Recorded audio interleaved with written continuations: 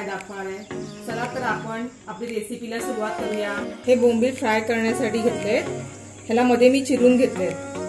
बऱ्याच वेळा बरेच जण पाटाखाली ठेवून ह्यातलं पाणी काढतात, मी तसं काढणार नाहीये।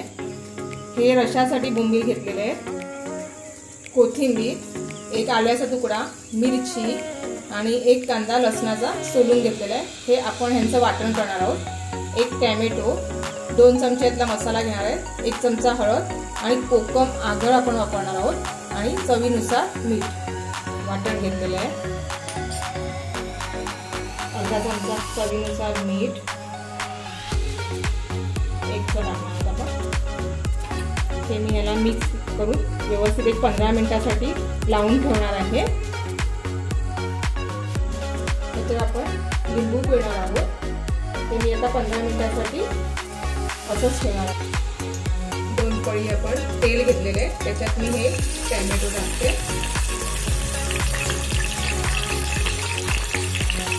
2 चमचे वाटण, हे आता मी मिक्स करून घेते आणि याला एक थोडासा वाफ देते। अर्धा चमचा मीठ टाकते, म्हणजे टॅमॅटो लवकर शिजेल।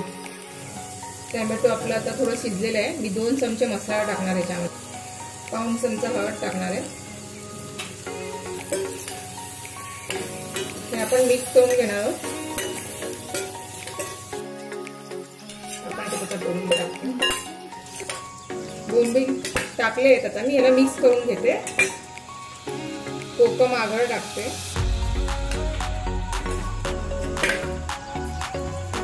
मी झाकण ठेवते याच्यावर।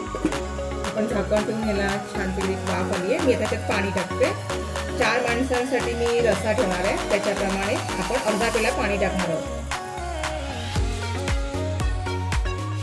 हे आता मी मिक्स करून झालेले आता झाकण ठेवते।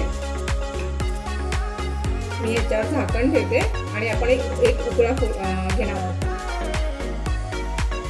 बोंबील फ्रायसाठी आपण तांदळाचं पीठ घेतलंय, मी त्याच्यामध्ये अर्धा चमचा मसाला टाकणार आहे आणि 1/2 चमचा हळद टाकणार आहे आणि हे आपण मिक्स करून घेणार आहे। मिक्स करून घेतोय आणि मी ह्याच्यामध्ये एक बोंबील टाकून तव्यावर सोडणार आहे।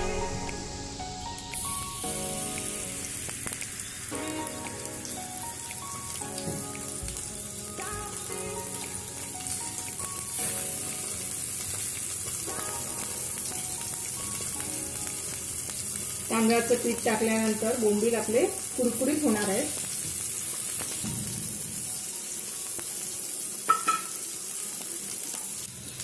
भाजीला छान उकळा आलेला आहे। आता आपण गॅस बंद करणार आणि वरून कोथिंबीर टाकणार आहोत। त्याच्यामध्ये मी वरून पुन्हा तेल टाकते। मी आता ह्या बोंबल्याला उलटा करून घेते।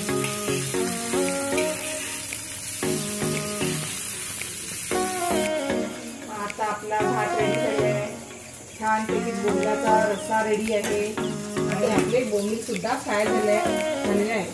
मी नेहमी बोंबील फ्राय करताना कुठली मच्छी फ्राय करण्यासाठी लोखंडी तव्याचा यूज करते, पण ह्याच्यामध्ये लोखंडी तव्यामध्ये आयर्न जास्त असतात।